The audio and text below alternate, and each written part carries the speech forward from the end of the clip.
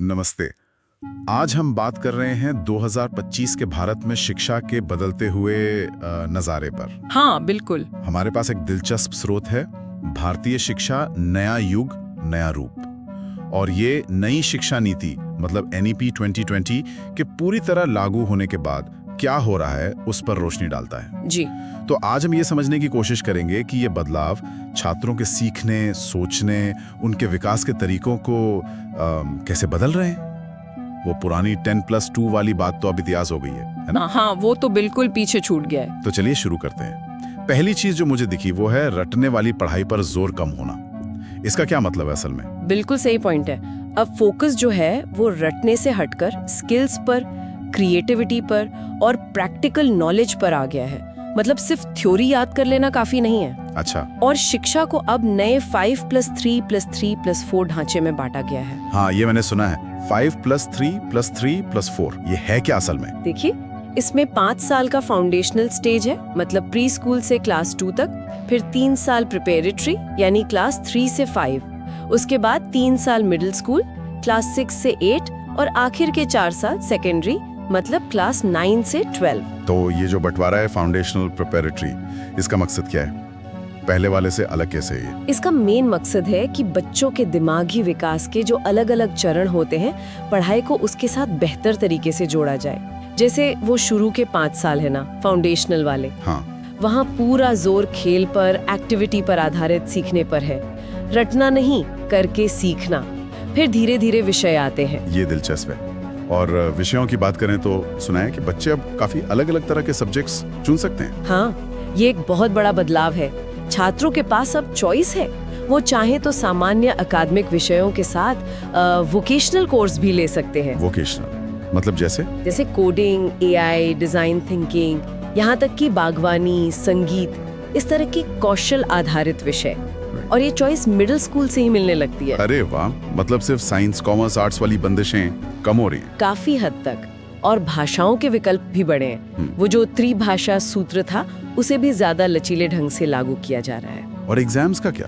Board exams का डर तो हमेशा रहता है, उसमें कुछ राहत? हाँ, उस पर भी काम हुआ है। तनाव कम करना एक बड़ा लक्ष्य है। तो अब जो क्लास 10 और 12 के बोर्ड एग्जाम्स हैं, हाँ, वो साल में 2 बार हो रहे हैं। 2 बार? जी। और छात्र अपना बेस्ट स्कोर चुन सकते हैं। मतलब अगर एक बार अच्छा नहीं हुआ तो दूसरा मौका है। ये तो बढ़िया है, इससे प्रेशर जरूर कम होगा। हाँ, और मूल्यांकन सिर्फ साल के आखिर वाली परीक्षा पर नहीं टिका है, लगातार मूल्यांकन पर जोर है। अच्छा, तो फिर रिपोर्ट कार्ड कैसे दिखते हैं अब? सिर्फ नंबर होते हैं या कुछ और भी? नहीं, अब रिपोर्ट कार्ड ज्यादा डिटेल्ड है। सिर्फ मार्क्स नहीं, उन्हें हम कह सकते हैं 360 डिग्री असेसमेंट। 360 डिग्री मतलब उसमें छात्र का अपना आकलन, उसके साथियों का आकलन और टीचर की डिटेल्ड फीडबैक, ये सब शामिल होता है। तो सिर्फ पढ़ाई नहीं, बल्कि स्किल्स, रुचियां, ओवरऑल ग्रोथ सब देखा जाता है। ये तो काफी बड़ा बदलाव है सोचने के तरीके में। और टेक्नोलॉजी, स्मार्ट क्लासरूम, AI वगैरह की भी बात होती है। ये कितना जमीनी हकीकत है? टेक्नोलॉजी का रोल काफी अहम है। स्रोत बताता है कि smart classrooms, online learning platforms और AI वाले टीचिंग टूल्स, ये अब सिर्फ बड़े शहरों में नहीं, बल्कि धीरे धीरे गांव के स्कूलों तक भी पहुंच रहे हैं। अच्छा। जैसे AI कैसे मदद करता है? जैसे मान लीजिए AI टूल बच्चे के सीखने की रफ्तार को समझकर उसे उसी के हिसाब से प्रैक्टिस मटेरियल दे सकता है। हाँ, ये बात सही है कि अभी हर जगह बराबर उपलब्धता नहीं है, ये एक चुनौती है, लेकिन डायरेक्शन यही है। और एक नेशनल करिकुलम फ्रेमवर्क NCF की भी बात है। हाँ, NCF ये पक्का करता है कि सीखने के जो मूल लक्ष्य हैं, वो पूरे देश में एक जैसे हों, लेकिन साथ ही स्कूलों को अपनी स्थानीय जरूरतों और संस्कृति के हिसाब से करिकुलम में थोड़ा बदलाव करने की छूट भी है। ये तो हुई स्कूल की बात। हायर एजुकेशन में भी ऐसी बदलाव है? हाँ बिल्कुल, हायर एजुकेशन में भी बड़े सुधार हैं। जैसे इंटरडिसिप्लिनरी स्टडीज को बढ़ावा मिल रहा है। मतलब साइंस वाला आर्ट्स पढ़ सकता है? हाँ, या इंजीनियरिंग के साथ म्यूजिक, इस तरह के कॉम्बिनेशन संभव है।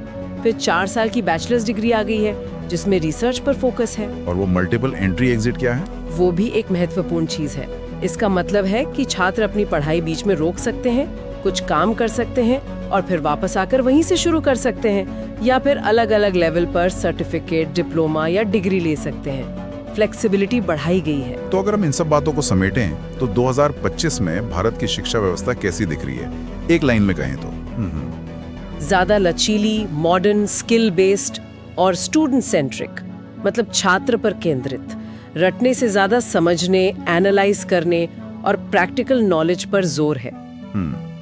और इन सब का फाइनल मकसद क्या लगता है? मकसद साफ है, युवाओं को सिर्फ इम्तिहान पास करने के लिए नहीं, बल्कि जिंदगी के लिए तैयार करना, चुनौतियों के लिए, अवसरों के लिए।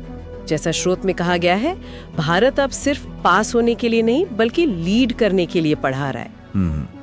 और यहीं पे एक सोचने वाली बात आती है कि जैसे जैसे ये प्रैक्टिकल स्किल्स, फ्लेक्सिबिलिटी और होलिस्टिक डेवलपमेंट पर जोर बढ़ रहा है, तो आने वाले समय में, शायद अगले दशक में, भारत में सफलता की जो पारंपरिक परिभाषा है, एकेडमिक या करियर की सफलता, वो कैसे बदलेगी?